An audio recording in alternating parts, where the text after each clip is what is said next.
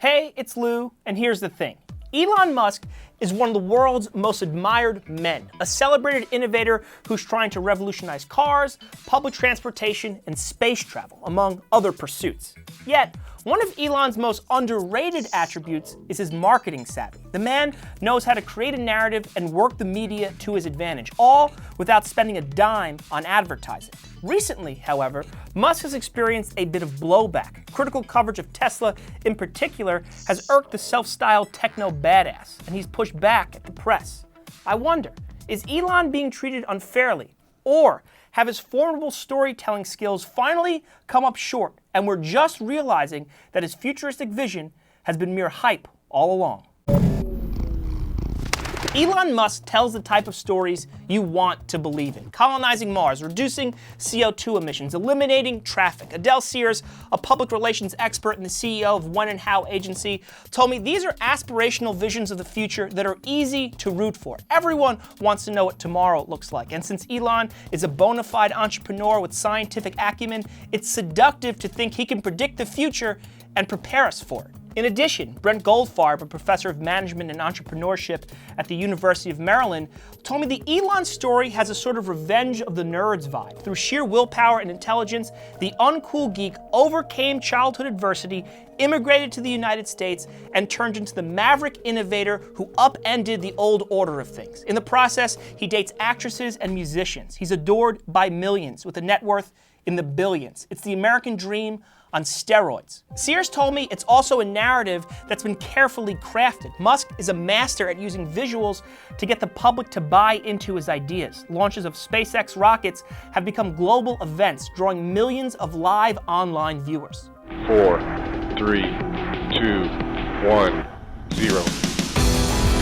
Meanwhile, on Twitter, Musk releases the type of easy-to-consume, futuristic videos that tend to go viral. In tweets, Musk communicates in clean, easy-to-understand sound bites. New York to DC in 29 minutes. Cehrs told me that's practically a headline. You get the whole story in just 16 characters. And the truth is, most of us don't have the training to understand the specifics and the feasibility anyway. So when Musk backs up his claims with photos, videos, or links to white papers, not to mention his reputation, it doesn't even matter if we understand them. The visuals simply excite us on a visceral level. And Musk mixes in a fair share of humor and outright trolling to make his message even more accessible. This is a tremendous advantage for Musk. The publicity and excitement he generates online and through the press helps foster public support for his projects, many of which benefit from government subsidies like tax breaks and friendly loans, or require government cooperation, like the proposed loop. The system is designed to be more like you have a highway and a bunch of off-ramps and loops connecting to the highway, kind of like cars. Since Musk generates so much publicity, it's actually possible that other projects that are more feasible get overlooked. In other words, Elon's celebrity is the shiny object that distracts us from tried and true solutions. As Goldfarb puts it, Elon's storytelling skills have the potential to divert billions of dollars in resources. To be fair, Musk likes pointing out that other companies also receive tax breaks, and none of the government assistance has been vital to his companies. However, his marketing savvy has saved Musk a ton of money on advertising, and that's a big edge. Consider, in Tesla's 2017 annual report, the company asserts, to date, for vehicle sales, media coverage and word of mouth have been the primary drivers of our sales leads and have helped us achieve sales without traditional advertising and at relatively low marketing costs. Now, keep in mind, the car industry is heavily reliant on advertising. According to Ad Age in 2016, Hyundai spent just under $7,000 in media spending for every single Genesis it sold. Tesla, on the other hand, spent zero.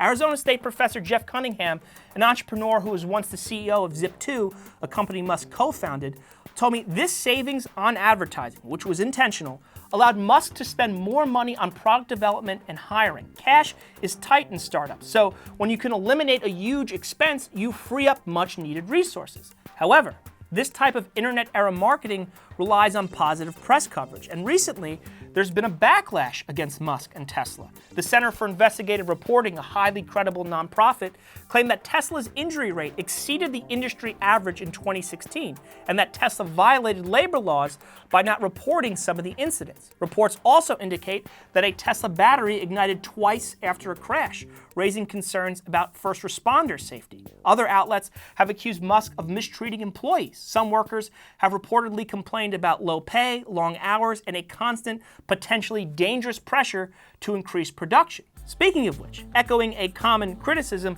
Bloomberg has a great webpage that notes the gap between Elon's lofty business predictions and the reality that his companies frequently fall short of them. Although, as I was writing this, Tesla announced it hit its most recent Model 3 production deadline.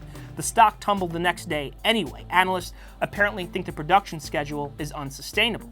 The list of Musk and Tesla criticisms goes on, and Elon has not taken them in stride. He's pushed back at some journalists on Twitter, claiming that much of the ire aimed at his companies is mere clickbait. He's asserted that the media unfairly targets him because he doesn't spend any money on advertising, unlike his competitors in the auto industry. He's even proposed creating a review site where the public can rate journalists and media outlets, sort of like Yelp. He suggested Pravda as a name, the Russian word for truth. Professor Goldfarb told me that Elon's defensiveness might be a sign that Tesla's in trouble.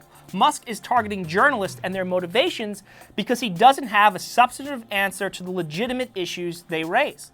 Tesla's pushback to some of these stories has been notably light on details. As I pointed out in a previous episode, when you can't attack the message, you attack the messenger. When you want to ignore the core issue, you pivot to something else, like the reputation of a competitor or a critic. For instance, on a recent earnings call, Musk dismissed an analyst's inquiry, saying he wouldn't abide boring, bonehead questions. Put-downs like that can be satisfying in a trollish way, but they could signal a dodge of legitimate criticism. Tesla stock paid the price the next day, dipping 5.6%. Look, I'm rooting for Elon. I think his accomplishments are worth celebrating, and in fact, the market has rewarded him handsomely. Plus, he's got one of the most loyal fan bases of any business executive ever.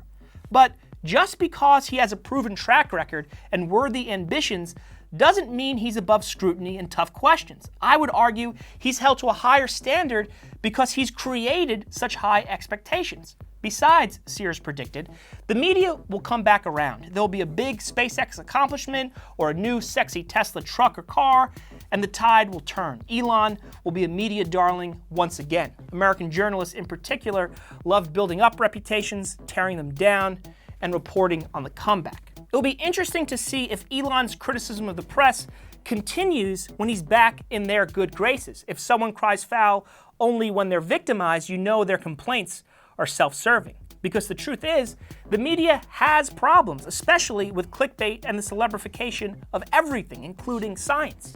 Elon manipulated that to his advantage for years.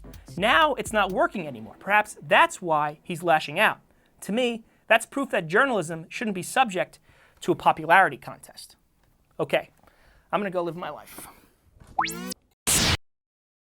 Tom says the billionaire's tweet gave him a small boost in sales. But a couple months later, Tom got wind Tesla was using a copy of his bottom-blasting unicorn to promote the car's new operating system. You know, farting unicorn is sales magic.